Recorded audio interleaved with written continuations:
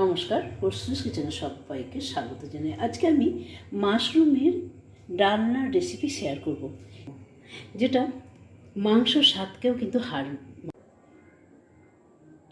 আর মাশরুমের এই ডালনার রেসিপি ভাত, রুটি, পরোটা, নান, কুলচা, ফ্রাইড রাইস, পোলাও সবারই সাথে ভীষণই ভালো লাগবে।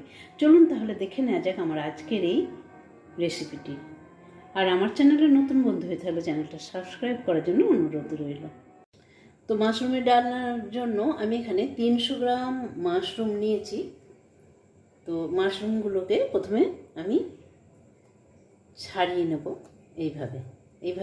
আমি এর আগে না একটা মাশরুমের দো পেঁয়াজের ভিডিও কিছুদিন আগে আমি আপলোড করেছি, কিভাবে পরিষ্কার করতে হয় সমস্ত কিছু ডিটেলসে বলে দিচ্ছি। তার যদি না দেখে থাকেন তাহলে ওই লিঙ্কটা আমি এখানে ডিসক্রিপশন বক্সে দিয়ে দেবো। প্রথমে মাশরুমগুলো ভালো করে ধুয়ে নিয়েছি। এবারে আমি এই যে এই উপরের ছালটাকে উঠিয়ে নিচ্ছি। অনেক সময় মাশরুমের গায়ে কালো কালো থাকে, তো সেগুলো এইভাবে উঠে যাবে। এইভাবে যদি কোনো ময়লা থাকে হালকা হাতে এরকমভাবে উঠিয়ে নিতে হবে। মাশরুমগুলোকে আমি টুকরো করে নেব। এবার নিজেদের চয়েস অনুযায়ী আপনারা এটা টুকরো করে নেবেন।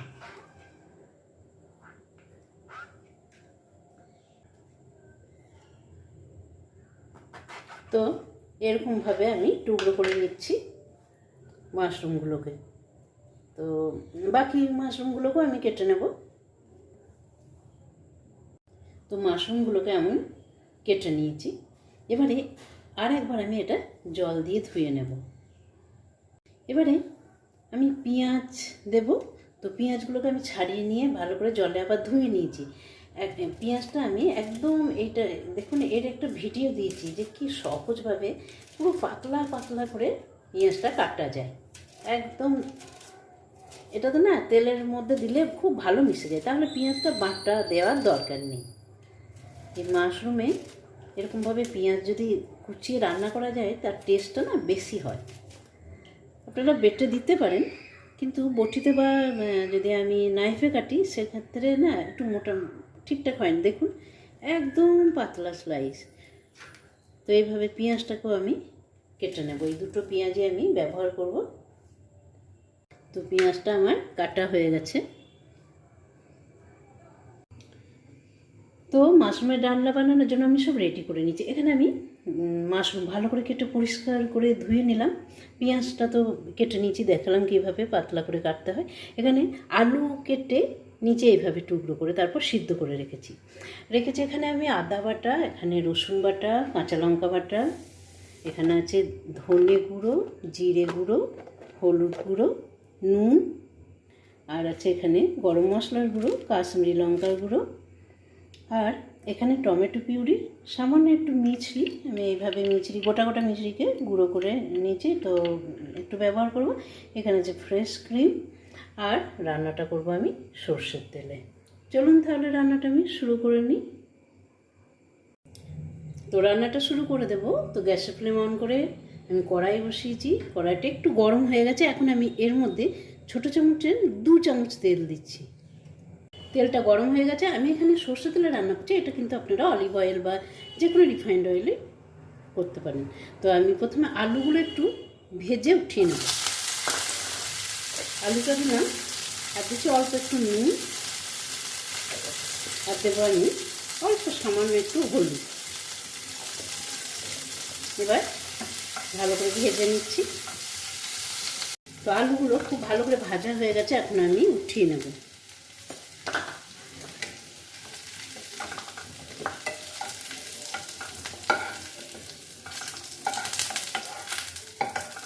এবারে এই তেলের মধ্যে একটু মাশরুমটা আমি ভেজে নেব।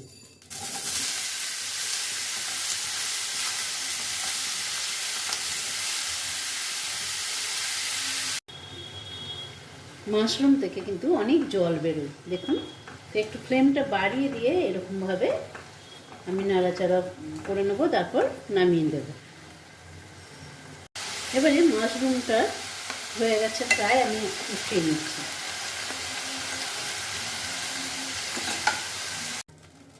মাশরুমটাকে আমি প্লেটের মধ্যে উঠিয়ে নিলাম। এবারে এখন আমি 2 টেবিল চামচ সর্ষের তেল দিচ্ছি। তেলটা গরম হয়ে গেছে, এখন আমি দেবো কেটে রাখা পেঁয়াজ। এবারে পেঁয়াজগুলোকে কিন্তু খুব ভালো করে ভেজে নিতে হবে। ভালো করে একটু লালচে লালচে করে আমি ভেজে নিচ্ছি। পেঁয়াজটা লালচে লালচে করে ভাজা হয়ে গেছে, এখন আমি দেবো বেটে রাখা রসুন 1 চামচ। রসুনটাকেও ভালো করে একটুখানি নাড়াচাড়া করে কষিয়ে নেব। রসুনটা ভালো করে একটু কষিয়ে নিলাম। এবারে দেবো আমি আদা বাটা। এখানে আমি 1 চামচ আদা বাটা দিচ্ছি। আর দেবো লঙ্কা বাটা, এটা নিজেদের টেস্ট অনুযায়ী দেবেন।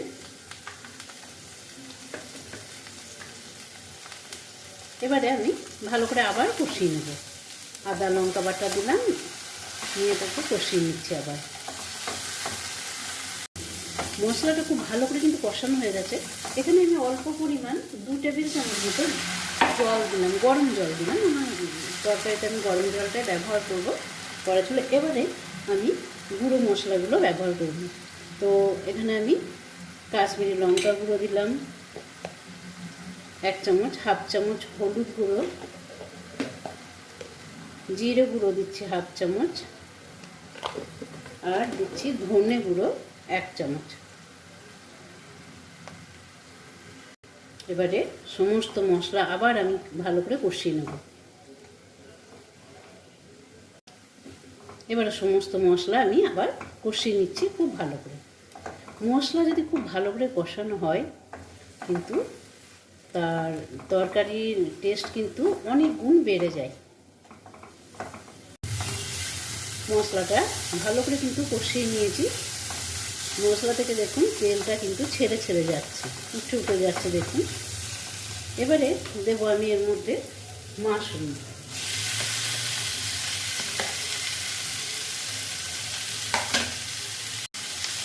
মাশরুমটা দিয়ে ভালো করে আবার কষিয়ে নিচ্ছি।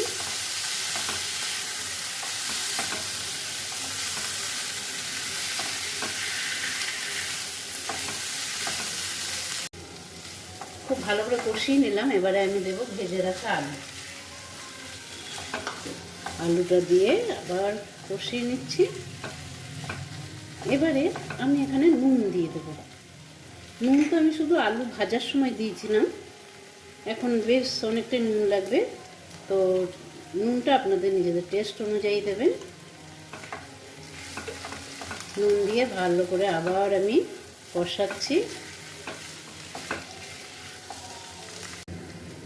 এবার আমি দিচ্ছি এখানে 1/2 চামচ গরম মশলার গুঁড়ো, আর দিচ্ছি টমেটো পিউরি। এখানে 2 চামচ টমেটো পিউরি দিয়েছি।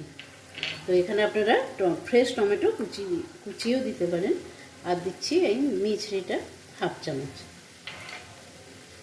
তারপর ভালো করে আবার এটা নাড়াচাড়া করে নিচ্ছি।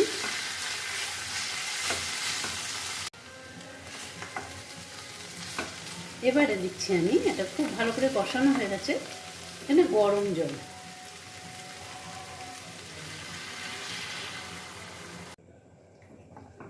তো এবার আমি ঢাকা দিয়ে ফুটতে দেব। এখানে আমি 1 কাপ জল ব্যবহার করেছি, 300 ml মতো। কেননা এটা খুব একটা পাতলা হবে না, আবার খুব ঘন গায়ে লাগা হবে না। কেননা গ্রেভিটা না ভাত, রুটি, পরোটা, কুলচা, ফ্রাইড রাইস সমস্ত কিছুর সাথে দুর্দান্ত লাগবে কিন্তু এই রেসিপিটা। তো একটু গ্রেভি থাকলে মেখে খেতেও ভালো লাগবে। তো আমি এখন ঢাকা দিয়ে দিলাম। ঢাকা দিয়ে ফুটতে দেবো আমি 4 মিনিট। তো এবার দেখে নেবো আমি 5 মিনিট মতো রান্নাটা হতে দিয়েছিলাম, আর মাঝখানে ঢাকা খুলে খুলে নাড়াচাড়া করে নিয়েছিলাম। তো মাশরুমের ডালনা আমার রান্না হয়ে গেছে। এখন এর মধ্যে দিয়ে দেবো আমি ফ্রেশ ক্রিম। ফ্রেশ ক্রিমটা যে ঘরে যদি না থাকে তাহলে দুধের মালাইটা উঠিয়ে নিয়ে সেটা মিক্সিতে হোক বা চামচে হোক ভালো করে ফেটিয়ে নিয়ে দিলেই হবে। এবারে দিচ্ছি আমি আরও 1/2 চামচ গরম মশলার গুঁড়ো। এবার মিশিয়ে নিচ্ছি ভালো করে। একদম তৈরি হয়ে গেল আমার মাশরুমের ডালনা। অসাধারণ এটা খেতে হয়। এখন আমি এটা ঢেলে নেব একটা পাত্রের মধ্যে।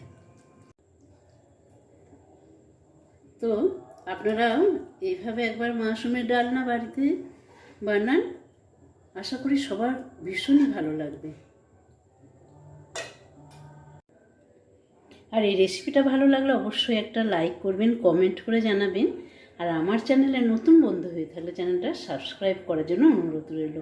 ভালো খান, সুস্থ থাকুন। আজ এই পর্যন্ত। আবার কোনো অন্য ভিডিওর সাথে আপনাদের সাথে দেখা হবে। ধন্যবাদ।